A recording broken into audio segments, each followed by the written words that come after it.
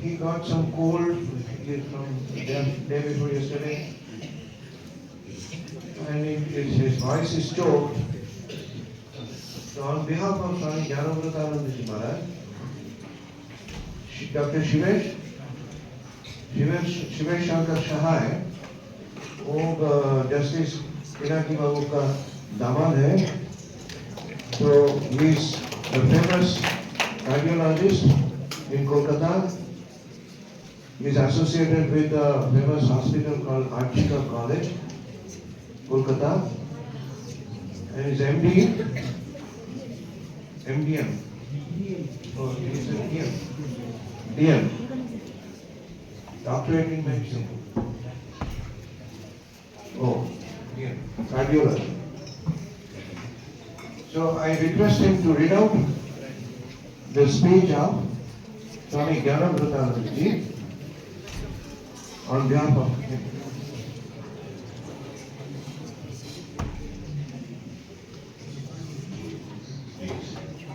So the topic is positive teacher-student relationship, the crux of quality higher education. Revered Swami Sarvanandaji Maharaj, respected and Honorable Justice Pinaki Chandra Ghosh, former Judge, Supreme Court of India, and former First Lokpal of India.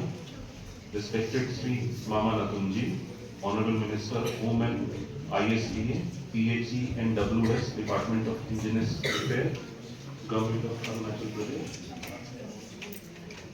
Shri,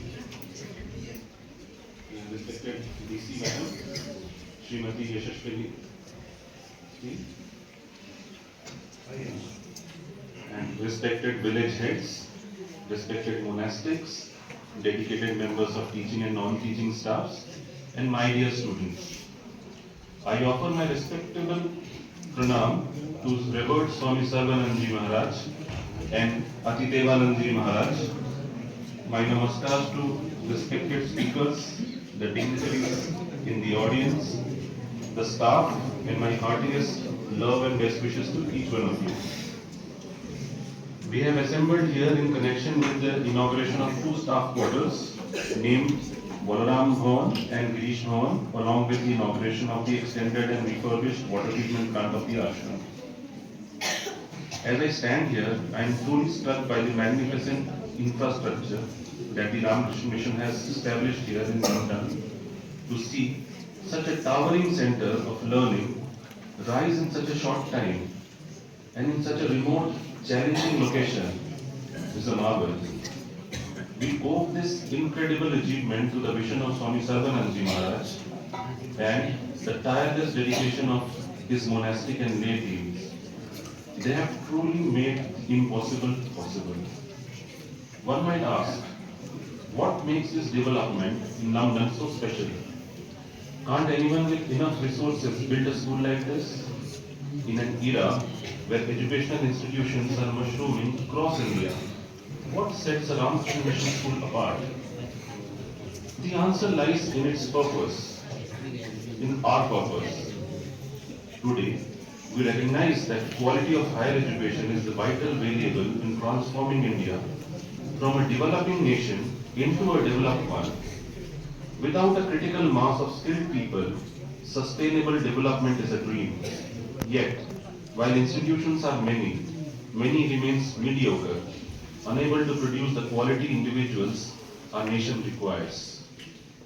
In the light of liberalization, privatization, and globalization, quality assurance has become a global issue and it needs to be addressed in a proper perspective. Quality higher education is a need of hour. But for attaining quality, we need quality teachers and quality infrastructure facilities under quality leadership. Solutions may appear to be elusive, but a collective, determined endeavor to transform the vision into reality is the need of the hour. In this endeavor, one of the important aspects is the collaboration between higher education and scientific and technological findings. Unfortunately, research and teaching practices go unrelated.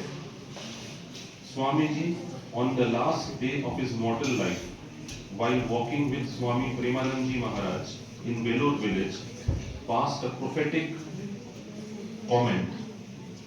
Along with the old traditional study of our ancient scriptures, there will be a system of imparting education on present day scientific thoughts and researches. The Ramakrishna mission today has spread far and wide in this great subcontinent today based on educational vision of Swami Vivekananda.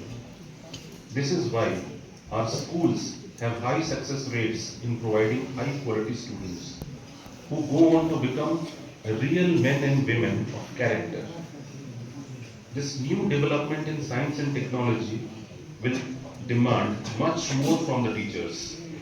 Teaching is a very challenging profession, particularly when it is faced with knowledge expansion and advances in technology. The traditional teaching learning paradigm adopt a teacher-centric approach. Teacher was a repository and transmitter of knowledge. Learning here is a linear process, emphasizing the students to learn and reproduce knowledge.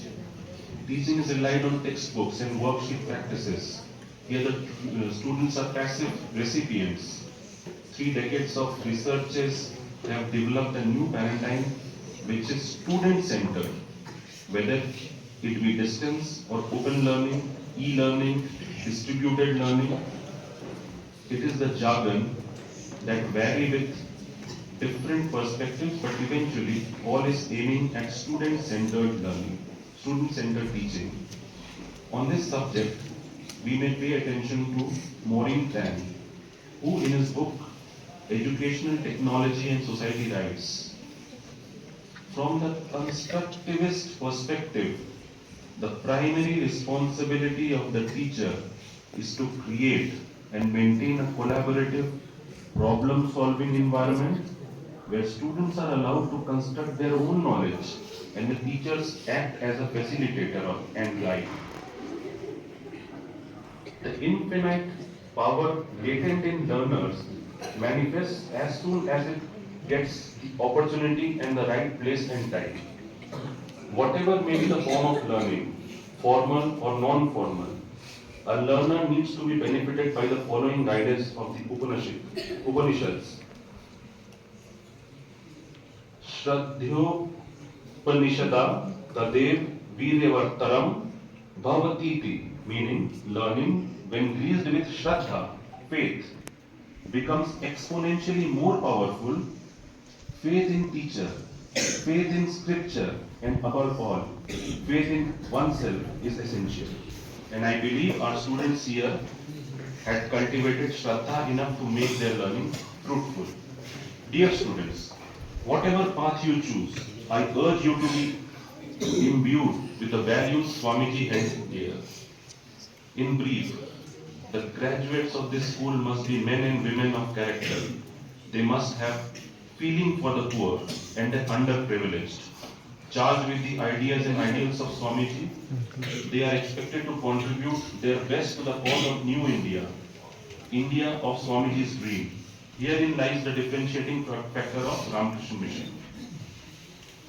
Coupled with the education also is to help the students to manifest the divine aspects latent in each one of them through proper education, which according to Swami Vivekananda ji is the manifestation of perfection already in the man.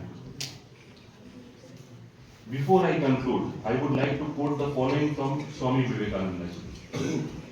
Number 1, quote, excess of knowledge and power without holiness makes human beings devils.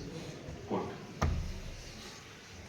Second, quote, the education which procures more pleasures, more food, will become glorious at first, and then that will degrade and degenerate. Competitions and merciless cruelty will be the watchword of the day. Unquote. Number 3, quote, now the kings are gone.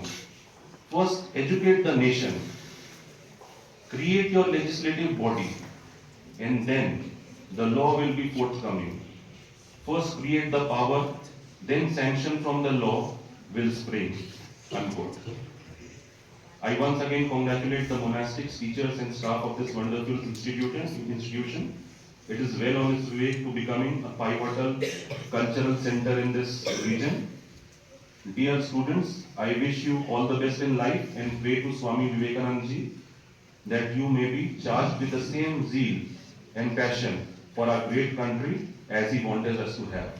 May you become the real ideal men. This is my prayer. Thank you.